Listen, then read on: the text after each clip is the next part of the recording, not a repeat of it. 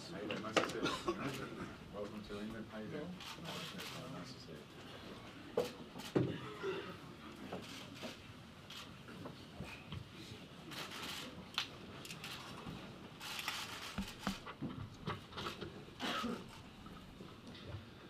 Good afternoon, everyone. Welcome to Bramall Lane. Can't believe we're finally here.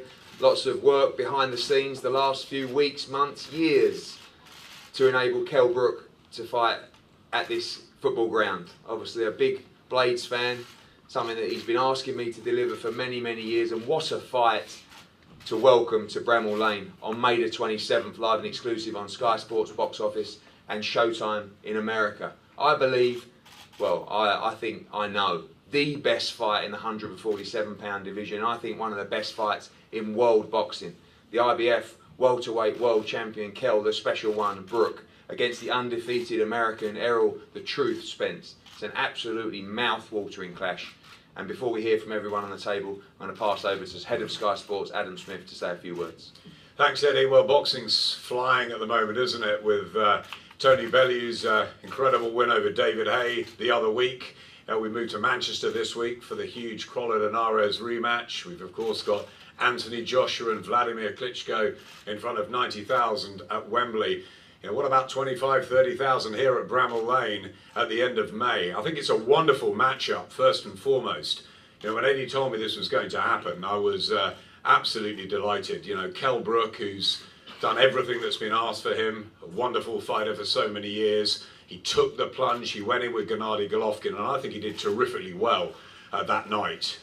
The weight obviously a problem, the injury, but you know what, he's come back, and he's come back to his natural weight to defend his title against one of the guys I think is one of the best in America that America has given us in the last few years. I've been watching Errol Spence since he was an amateur. I think he's wonderfully talented. There's many over in the States that believe he's the next pound for pound king. They really rate Errol Spence. He's unbeaten in 21, 18 knockouts. I think it's a terrifically dangerous fight, this, for Kell Brook. It's fraught with danger, and I think that Kell should have huge credit for taking on his mandatory challenge here in Sheffield. Great that Errol's come over. I think it's a fantastic matchup for the welterweight division in world boxing, and I hope everybody gets behind it. We certainly will. It's a huge event on Sky Sports Box Office at the end of May. Eddie will, I'm sure, produce a stacked card to be a wonderful hors d'oeuvre for what will be a great main event, and we'll bring you all the build-up that we can. We'll be in camp with Kell, we'll be in camp with Errol, and I'm really, really looking forward to this. This is a proper fight. Thank you, Adam. This event wouldn't be possible without Sheffield Council and, of course, Sheffield United Football Club. Stephen Bettis has been working tirelessly behind the scenes to try and make this happen, and Simon McCabe for a long time had meetings with him over the years to try and make this event happen. I know now the Head of Operations say a few words on behalf of Sheffield United Football Club. Yeah, firstly, thank you, Eddie, and thank Matchroom and the team for your help and assistance in making this great event happen. We're absolutely honoured and delighted to be hosting a world title fight here at Bramall Lane. We've invested significantly in the stadium in recent years, which enables us to host such a great event as this, and hope it's the first of many. Sheffield, I think, as many as you know, has a great boxing heritage. The stadium itself hosted its first boxing event back in 1984, of which Harold Bomber Graham fought here. So we're looking forward to a great fight. It'll be a great event. It'll be a cracking crowd. Anyone that's been here for a football event will know that there's no better atmosphere than Bramall Lane when it's a full house. There'll be over 25,000 here to see Kell, the local lad, the Unitedite, take on Errol, and we all very much look forward to hosting the event that night and seeing a great spectacle. Thank you very much. Over to Team Spence. Brad, welcome. Thank you. And you've been over for a number of fights recently, and of course Errol Spence flying the flag for you guys in America, and one of your hottest talents that you guys look after. Listen, this is going to be a great fight. We get two of the best at 147. Put your seatbelts on. It's going to be a good one. Derek James, you're the man behind the tactics and the plan for Errol Spence to become world welterweight champion. Tell us about this fight and what you expect on May the 27th. Well, first of all, I'm very happy to be here. I believe that this is not only the biggest fight in welterweight boxing, but this is the biggest fight in the world right now. With the fact that you have the best from Great Britain, the best from America, so that makes it an international fight. I read and I listen to how you present Errol as the American, as to say that there's a difference. That, you know, he's a British guy, we're an American guy. And I'm happy to be here. And I think that Errol Spence is the best opponent that Kell Brook has ever faced. Saying that he just fought Triple G, I said the exact same thing to Chris Algieri, and he had just fought Amir Khan and also Manny Pacquiao. He's the best and most technically sound fighter that Kell Brook has ever fought. And so I think it's going to be a good fight. It's going to be a good day, and I'm looking forward to it. Thank you. Dominic, obviously the Triple G fight last September, a great event, a great effort from Kell Brook. We knew what it was. We took the gamble in that fight, back at 147 pounds, and Kell way ahead of his usual place with weeks to go. Been out in Fuerteventura for 4 weeks, already in great shape.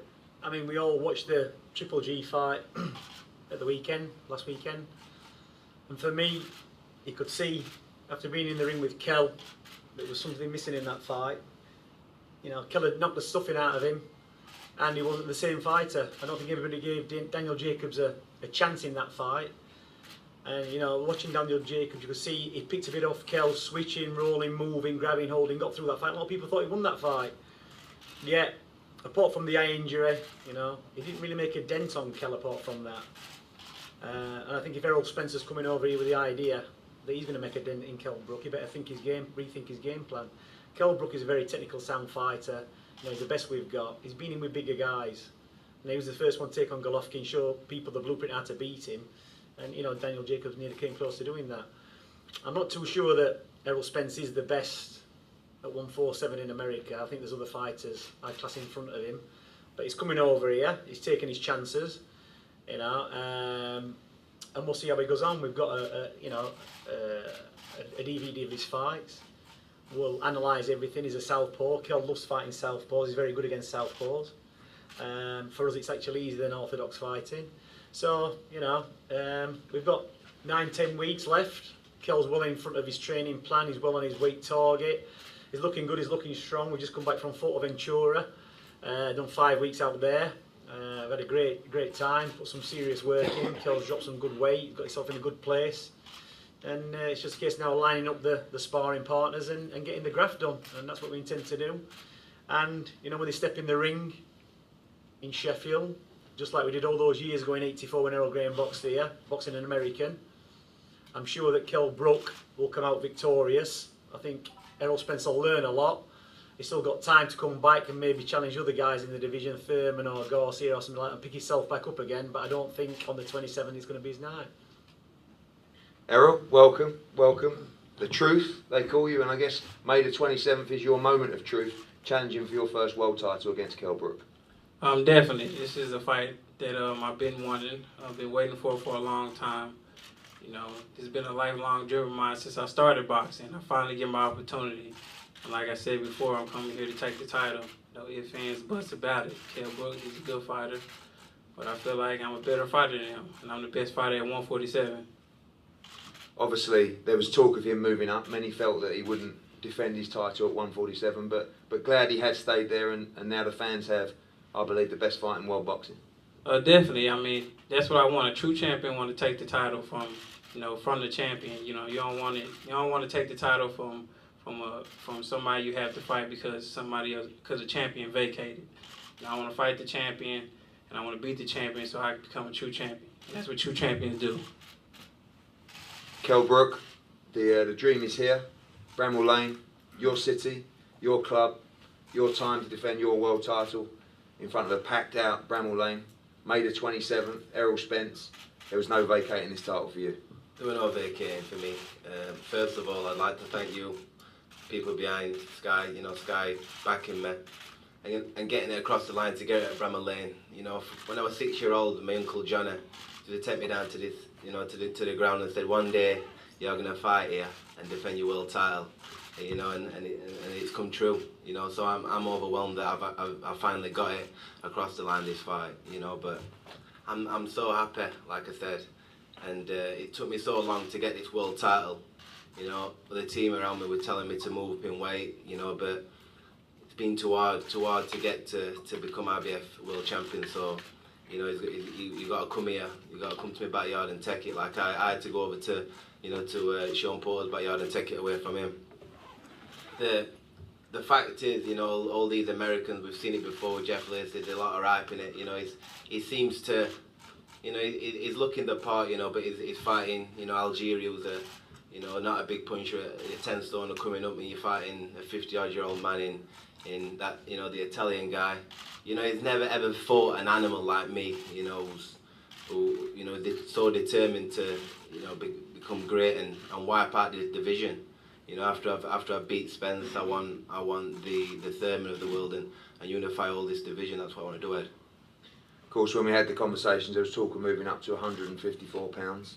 But a lot of people just presumed you'd vacate. People goaded you that you just automatically vacate, and that almost pushed you even more to say, absolutely not, this is the fight I want. Absolutely. When people were telling me that, it made me stick my heels in more, and you know, I need to. It took me too long just to give this title away. You know, it's going to be tough, you know, to make welterweight, but you know, I've got a great nutritionist in Greg Marriott who's going to take me down to the weight slowly. You know, I'm already passing my targets out in training, so I'm looking forward, you know, to getting in there and giving the fans a, you know, a magnificent fight, because if this guy, you know, meant to be the, you know, the next big thing, then all I can say is the fans are in for a treat, because you know that I'm going to bring the heat, you know, on the 27th of May. Obviously, you lost your last fight, which was hard to take. A great fight against the middleweight unified world champion. How much do you take from that fight, the fact that you went in there, mixed it with him, stood up to his power as well, and now you're moving down to fight effectively a smaller man? I took a lot from that, you know, from the Golovkin fight. Everybody ripped me off. I went in there, I showed what balls I had to get in there and put it on him, you know.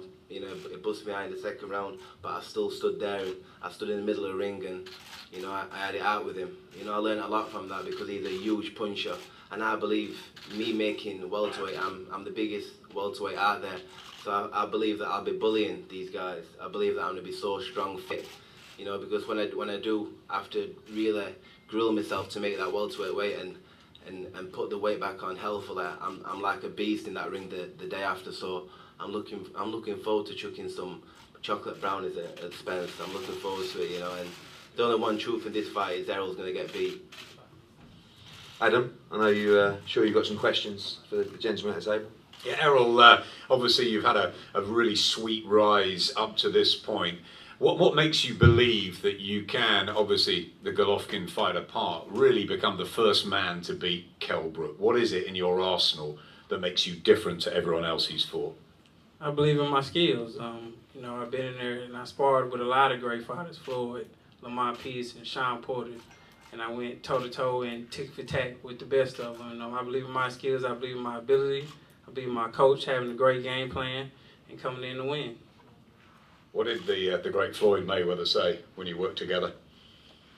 He said I was a great fighter. He just said I needed to work on a little bit of patience, and you know, that comes with fighting. And I was 4-0 at that time. And what do you feel about what Kell was saying about the strength that he has at welterweight, that he's the most powerful welterweight in the world, that he's bigger and stronger than everybody else? And do you worry about that? I'm not worried about that at all. I mean, I'm not a guy that walk around at 160, 165.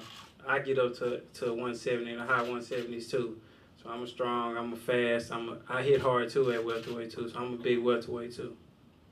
And tell us, obviously you've been over here before to the Olympics, so you don't mind the travelling. You're obviously going to come in front of 25, 30,000 Brits. That doesn't faze you in any way, or does that spur you on more?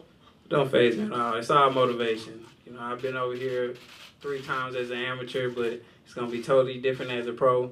30,000 plus fans all rooting for Kell Brook, and I'm excited to upset him. What are you going to do differently in the fight to anyone that's faced Kell Brook before? You know, it's a game plan that, you know, we're not going to discuss right now. You know, my coach got it, and we're going to discuss it during training camp. But you believe that you've got the slick southpaw skills and the power to be able to take this title home. Definitely. Kell, let's bring you in. First of all, what after the Golovkin fight, you obviously came to terms with losing for the first time, but were you proud of yourself about the way you went about the rounds of action? Because from our point of view, it was a hell of a fight. You know, I were excited during the fight. You know, I was gutted because the fight got stopped basically, and you know, I was just gutted just to see how I would have gotten. You know, if I would have been able to see. I believe that, you know, I'd gave it Golovkin, and I believe that I could tell at the end of the round and during the fight that he was slowing down, and I think I was going to take over. Do you think you would have beaten him if the I believe so. You know, I've you know, till that stage I'd never dreamt of losing. You know, so I'm a champion. I go in there every single fight to win. I'm determined to win. In the weeks afterwards, obviously losing your unbeaten record, which was intact and so impressive for so long, were there moments that you thought, you know, what next? Was there, you know, a depressive period? Yeah, of course. Nobody likes to lose, and I had the longest reigning, you know, unbeaten record in Britain, and I wanted to keep hold of it. You know, absolutely good. You know, that I'd lost in such a big fight, but like I said, I've learned a lot from that fight.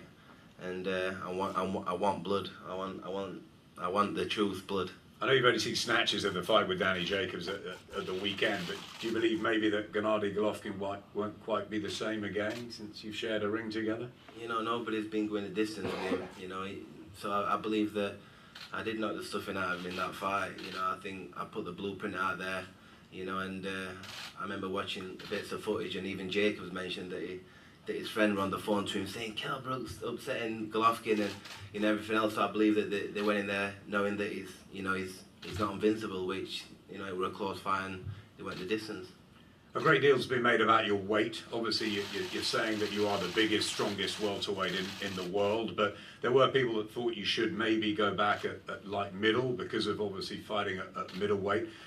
How happy are you with getting down to 10 stone 7 and being, you know, strong when you do it?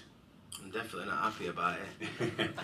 But you know, I'm an experienced fighter. You know, I know what I need to do. You know, I've done it before. I'll do it again. You know, I'm so determined to come in, leave no stone unturned. Follow the diet to a T. You know, don't be sneaking downstairs in the kitchen and going in the fridge. None of that's happening in this fight. You know, I've got to be meticulous. I've got to make sure I do everything. You know, and you know, because I'm coming here. You know, for mine and my uncle's dream to be here at Bramall Lane, and I'm gonna bring so much energy from my fans.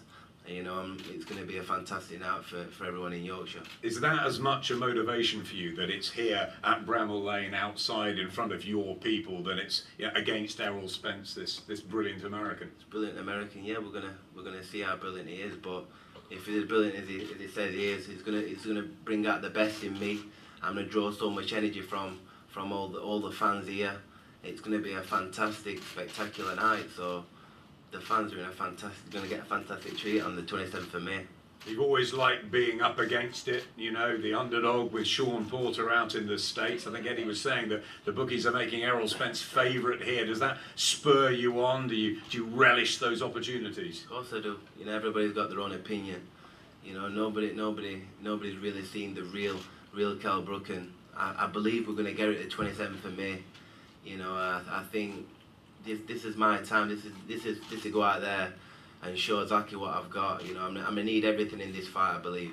You know, and I'm gonna go out there and do it. You say you need everything. Is that because of the dangers that he brings, the southpaw speed and skills? Just sum Errol Spence up as a fighter. You know, I've not really seen all this. I've seen little bits there, Erin, but you know, he's looking the part. But like I said, he's never fought anything, not even come close to anything like me. So.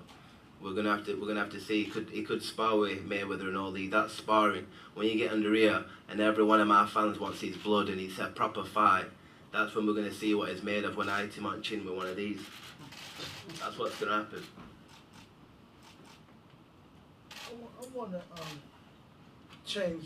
Let's stop talking about fighting Triple G. That's a fight he lost. Let's talk about the fight he won. So there's no consolation prizes in boxing.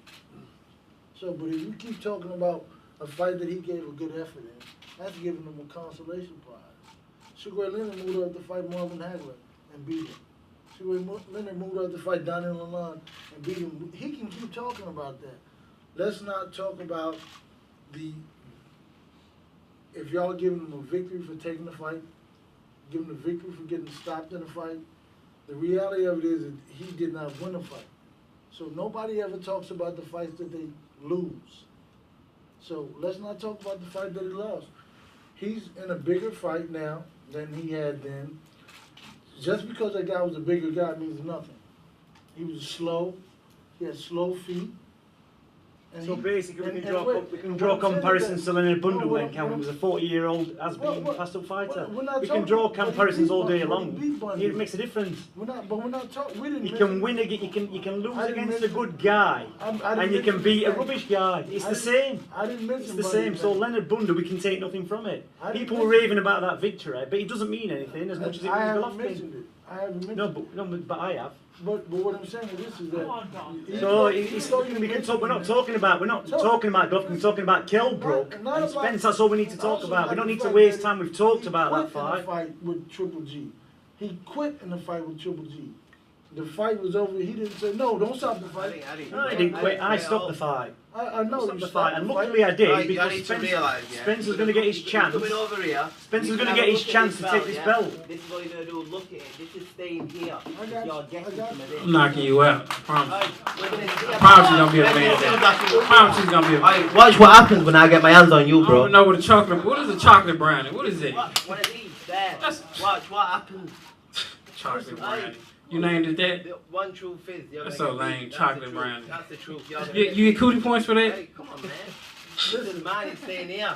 We'll see. Well, no, Yeah, you we'll didn't. see. Listen, We'll this is see. the reality of it is, the night of the fight, you Made get a to big keep that mistake, anyway. boy. Yeah, alright, we gonna see. Keep that, but we'll We take gonna the see. original one. You're gonna see.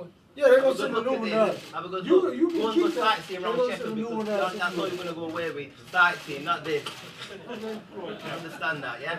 You're a clown. We gonna see. We'll see about that, boy. Like that. Yeah. Like that. Yeah. Yeah, that's what we said. We're talking about a loss. You're gonna keep. We're still talking about Golovkin. Can we just move on? We've gone over that one. Time, No, too much you're gonna time. get to keep that, but we're gonna get the new No, one. this is staying They're gonna here. send us a new one. Yeah, no, Yeah, don't do all one for right, you. all right, yeah, okay. You can come again. Alright. Yeah. Dude Yeah, had two. you do it. Dude had two good rounds with Triple G. Wow. Willie Monroe did the same thing. Did the same thing. You had two good rounds with Triple G, and you hyped out that. You living out that. Let's see. Yeah. Let's see what you got. How long you been pro? The difference is How long you been pro? Kell Brook finished on his feet and Monroe How long you finished on been his pro? You only back. fought two fighters since you been pro. Sean Porter and who? And Triple G. That's it. And how long you been pro? And your How fight, long I been pro? And your fight. What's your record? Who have What's you your record? boxed? Who have you actually boxed? Your Tell first, me. your first One 25 name. fights. One Your name, first Errol. 25 fights. One What was your decent opponent name. wins? One decent What's name, your Errol. opponent wins? Your first Algieri. 25 fights. It's Algeria. Who's the best guy you boxed? Who's the best guy he's boxed? Who's the best Can guy? anybody Who's tell the me? best guy you boxed? I don't- 874 losses. Got a good guy. What was your? When you How many wins? Who's the best guy you boxed, Errol? Who is it? Tell me the best guy you think you've boxed. Tell me.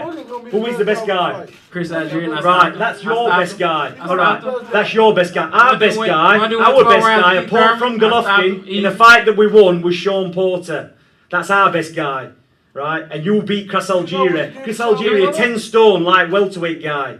I give him props for Sean. That's I give him props it. for Exactly. So the best guy you props for boxed is Chris Algieri. The best guy we boxed and won is Sean Porter. I give him props for That's that. it. Could've That's won the anyway. comparison. Props for that, So though. the press can make their mind up. You can make your mind up. We already know. The best guy we lost to was Golovkin. Fair enough. Yeah, we did. But the best guy we beat was Sean Porter, which is still 10 times better than Chris Algieri. But listen, if Sean Porter was better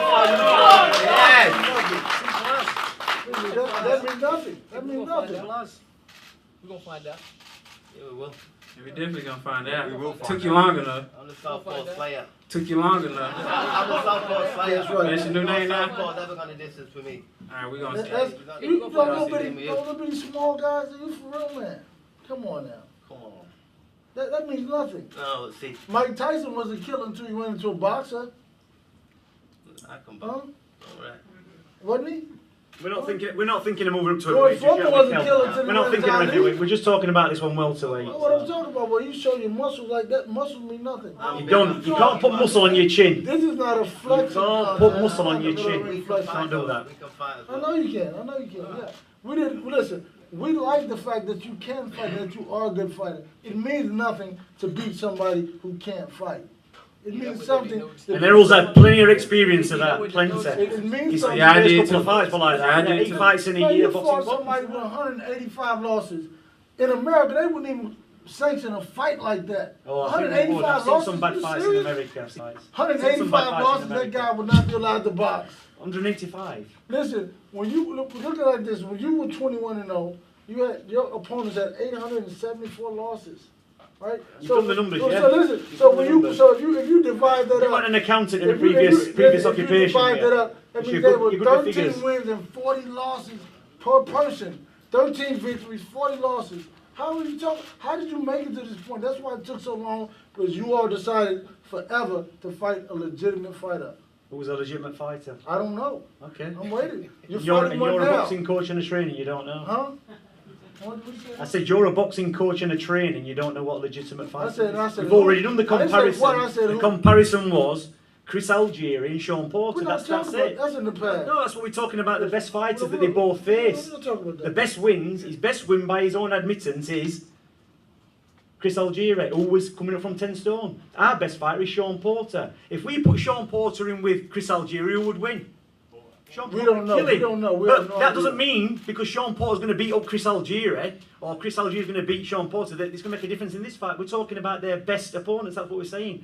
So on paper, the best guy he's boxed is Algieri, and the best guy we've boxed him with is Porter. That's the end of it. Any other comparison doesn't matter unless they box the same guy, which they haven't boxed the same guy. So if he'd have boxed the same guy as Kell and he'd have beat him in better fashion, then we could make a comparison. But we can't. We can only go on the best wins, and the best win is a 10 stone kid who got put down 3 or 4 times with Manny Pacquiao. 6 times. Well, 6 times then. After 4 I stopped counting.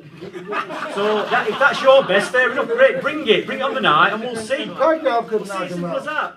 Listen, it's not me fighting, it's not you fighting, it's these two. That's right. Or even if it were me and you, I think I still get the edge. And I definitely got the same haircut. He's better looking. He's better looking. They can stop. They can start a training boxing league. I'm good for that. Derek, you started all this. I did. You know, it was very peaceful and calm. No. I'm just being honest though. I would love to see people talk about their victories and their successes, Don't worry. not their losses. Don't worry. I think when you get involved in a fight the size of Triple G, people are going to talk about it, but it doesn't matter. This is. I can't wait. It's gonna be You good. excited? Errol, are you excited? Definitely. Yeah? Ready. This is what it's all about. This is 2 elite fighters, the World Welterweight Championship, May the 27th, Bramall Lane, Sky Sports box office, Showtime Boxing, no better place. Tickets will go on sale on Fight Pass next Thursday. That's not tomorrow, that's next Thursday. General sale on Friday, the 31st of March. We'll be releasing the ticket prices and all the plans in due course. We are going to pose here for head-to-head shots between the fighters and definitely not the trainers. And then all the guys are going to be available for one-on-ones as well. I think we're going to have a photo outside under the stand, not in the